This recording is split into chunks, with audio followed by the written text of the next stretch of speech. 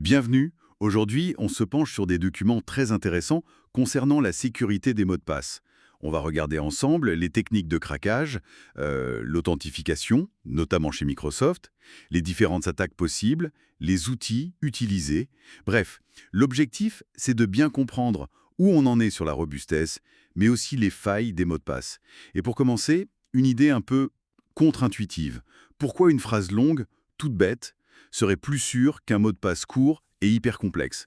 C'est cette histoire de complexité contre entropie, c'est ça? Oui, exactement. C'est un point essentiel. La complexité, bon, c'est le mélange des caractères, majuscules, chiffres, symboles. C'est bien, hein, mais l'entropie, elle, c'est l'imprévisibilité réelle.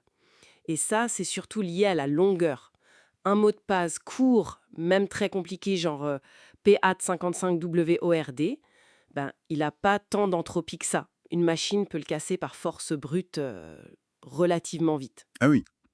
Alors que la fameuse phrase là, du dessin XKCD, Correct Horse Battery Staple, même sans caractères spéciaux, rien, elle est tellement longue que l'entropie, elle est énorme. C'est ça.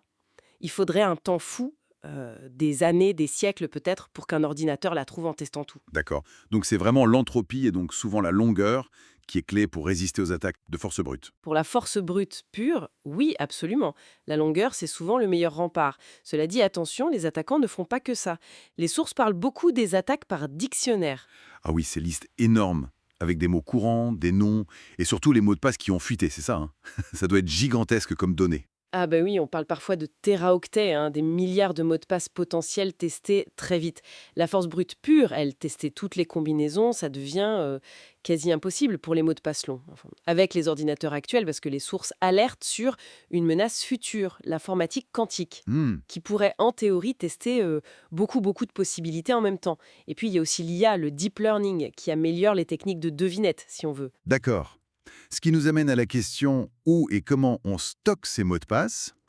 Les documents insistent sur la fragilité des PC Windows isolés hors domaine. Les mots de passe sont dans la base SAM locale, c'est ça? C'est ça. La BASAM, le gestionnaire des comptes locaux, stocke une empreinte, un hash, souvent au format NTLM. Et ces hash NTLM, bah, ils sont réputés comme étant assez faciles à craquer. Ou même à réutiliser directement sans connaître le mot de passe. D'où la recommandation qu'on voit dans les sources d'utiliser Active Directory, même pour des petites boîtes. Tout à fait. Active Directory, ça centralise la gestion et surtout, ça utilise par défaut Kerberos pour l'authentification. Et Kerberos, c'est nettement plus costaud que NTLM, notamment parce qu'il ne stocke pas ces hashes fragiles sur les postes et utilise des tickets temporaires. Ça rend les choses plus difficiles pour un attaquant qui voudrait voler des identifiants sur une machine, j'imagine. Beaucoup plus difficile, oui. Justement, les sources décrivent des attaques spécifiques. Le pass the hash. Qu'est-ce que c'est exactement? Comment ça marche sans le mot de passe? Ben, si un attaquant a réussi à prendre la main sur une machine, il peut voler ce hash NTLM stocké et le présenter directement à un autre serveur ou service pour s'authentifier. Hop, il passe, sans jamais avoir eu besoin du mot de passe en clair. C'est comme voler un passe-partout, en gros. Malin et dangereux. Oui. Et sur les réseaux locaux, il y a aussi l'empoisonnement LLMRN-NBTNS, une autre technique pour piéger une machine, Windows, et lui faire envoyer son hash à l'attaquant. D'accord. Et même Kerberos, qui, plus sûr, n'est pas infaillible. Non. Il y a le pass the ticket. Oui, c'est un peu l'équivalent pour Kerberos. Au lieu du hash, l'attaquant va chercher à voler un ticket d'authentification Kerberos, le TGT, le Ticket Granting Ticket, qui est en mémoire sur une machine compromise. Des outils comme Mimikatz, qui sont mentionnés, sont faits pour ça. Ah ouais, Mimikatz, on en entend souvent parler. Une fois qu'il a ce ticket valide, l'attaquant peut demander l'accès à d'autres ressources au nom de l'utilisateur. C'est très efficace dans un environnement Active Directory. Et bien sûr, faut pas oublier les malwares classiques, hein, les keyloggers qui enregistrent tout ce qui est tapé. Et pour casser les haches une fois qu'ils sont volés, les sources parlent des Rainbow Tables de John the Ripper, H4. Alors les Rainbow Tables, ce sont d'énormes bases de données précalculées. En gros, elles listent des millions de mots de passe probables et leurs hash correspondants. Si un attaquant trouve un fichier de hash, il peut les comparer très vite à ces tables pour voir s'il y a une correspondance. Et John the Ripper, Hashcat, ce sont les outils pour faire ce travail-là? Exactement. Ce sont des logiciels très puissants qui utilisent les dictionnaires, la force brute et parfois ces tables arc-en-ciel pour craquer les haches. Bon, Tout ça montre bien que le mot de passe seul, même long, même complexe, il a ses limites. Il y a plein de façons de le contourner. C'est clairement la conclusion qui ressort, oui. Le mot de passe unique comme seule protection, ça devient vraiment juste.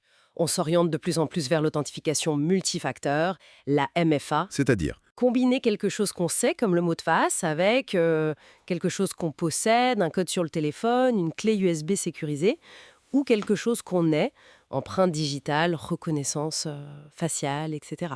d'accord. Donc si on résume un peu les points clés de ces lectures, 1. Privilégier la longueur, l'entropie pour les mots de passe. 2. Si possible, utiliser une gestion centralisée, type Active Directory avec Kerberos, c'est mieux que des comptes locaux. Et 3. Être conscient de toutes ces attaques, du vol de hash au vol de tickets. C'est une très bonne synthèse, oui. Et la réponse la plus pragmatique aujourd'hui, c'est clairement l'adoption de la MFA. Et pour finir, peut-être une question qui reste en suspens après ces lectures. Si demain, l'informatique quantique ou des IA très avancées rendent le craquage de nos secrets actuels, les hashes, les tickets, trivial, facile, quelle sera la prochaine étape? Comment on prouvera notre identité numérique? Est-ce qu'il ne faudra pas repenser fondamentalement toute l'authentification? Bonne question pour réfléchir. Merci pour cet éclairage.